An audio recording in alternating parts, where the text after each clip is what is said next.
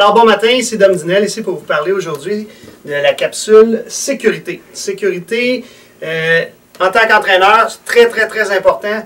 Vous êtes la personne source lorsque vous arrivez au terrain de baseball le matin ou l'après-midi ou le soir avant l'entraînement ou le match, d'aller faire un petit tour sur le terrain et de vérifier certains aspects très importants pour vos jeunes. 4 aspects ici qu'on a soulignés. Le premier, la surface de jeu, les clôtures, l'abri ou les abris, ainsi que les bâtons. Alors, si on les passe un à la suite de l'autre en détail, surface de jeu, les points importants, lorsque vous allez marcher sur le terrain, assurez-vous qu'il n'y a pas de gros trous. S'il y a des trous sur le terrain, il faut en aviser nos joueurs pour qu'ils le sachent, parce que lorsqu'on prend une course et puis il y a un trou, c'est très dangereux. Les ancrages de but sont un point important à regarder. Regardez que les ancrages ne dépassent pas le but comme tel.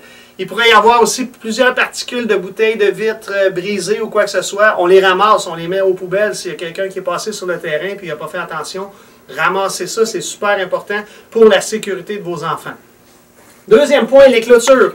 Dans certains endroits, on voit que le dessus de la clôture est bien couvert avec un enduit de plastique très sécuritaire à ce moment-là, mais il y a des endroits qui n'ont pas ça. Et puis, il faut vérifier les bouts pour pas qu'un enfant puisse se déchirer un bras en ayant capté une balle ou quoi que ce soit. Très important.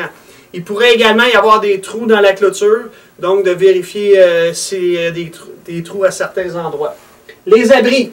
Dans certains terrains de baseball, les abris des joueurs sont très près de l'action, très près du marbre. Et souvent, une fausse balle pourrait y arriver et puis frapper un enfant. Alors, il faut vérifier les portes. Si les portes de ces abris-là sont très près du marbre, on s'assure que les jeunes ne se tiennent pas là lorsqu'il y a de l'action sur le terrain. Par moment d'inadvertance, quelqu'un pourrait se faire blesser. Évidemment, on reconnaît la situation. Et les bâtons, ce qu'on veut dire par là, c'est lorsque le jeune est dans le cercle d'attente. Et puis souvent, dans les petits terrains, justement, tout est très rapproché, très rapproché. Alors, les enfants, lorsqu'ils s'élancent, il pourrait y avoir quelqu'un qui marche en arrière et puis qu'un enfant se blesse. Donc, très important d'aviser les jeunes de se placer à un endroit sécuritaire. Et puis, ça, c'est pour les frappeurs, mais également les gens qui se promènent sur le terrain, de faire attention lorsque quelqu'un a un bâton dans les mains. Donc, en résumé, pour les aspects de sécurité, toujours vérifier avant notre entraînement ou partie, aller faire un petit tour sur le terrain pour voir la surface de jeu, vérifier les clôtures pour la sécurité, les abris des joueurs, ainsi que les bâtons sur le terrain. Donc, bonne game!